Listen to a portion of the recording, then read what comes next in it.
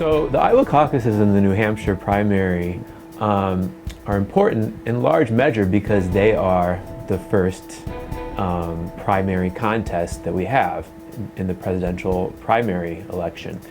And as a result, they can completely change the dynamics of the race, largely because of the concept that political scientists and pundits call momentum, right? So momentum is basically all about exceeding expectations.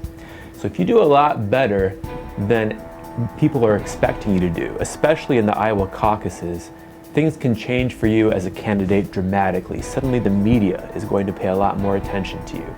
Suddenly donors are going to start giving you a lot more money. Suddenly voters who previously had ignored you are going to take another look at you. Republican Party leaders are going to consolidate their support behind one candidate. And at this point, it's still not clear who that candidate's going to be. Usually by this point, it is clear who the party leaders, most of them, are going to support.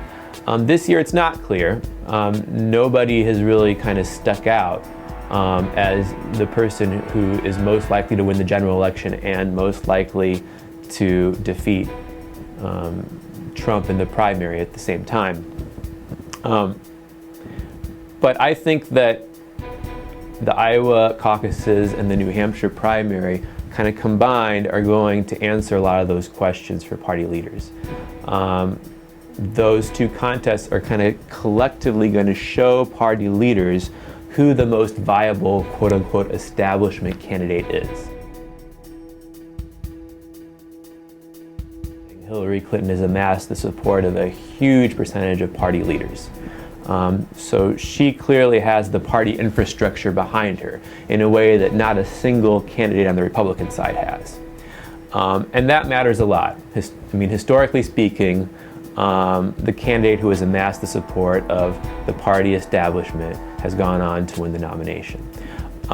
Second of all, while it's true that Sanders is doing very well in Iowa and especially in New Hampshire, one has to remember that both of those states are overwhelmingly white.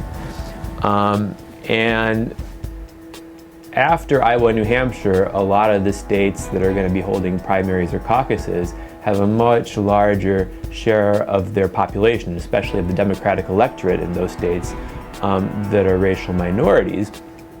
And at least as of now, Sanders has really had a hard time sort of raising his level of support among racial minorities, blacks and Latinos.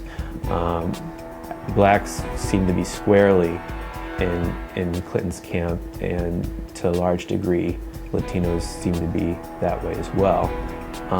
And so it's hard for me to see how Sanders, even if he wins both Iowa and New Hampshire, will be able to get the kind of momentum that he needs to catapult him to victory in later states.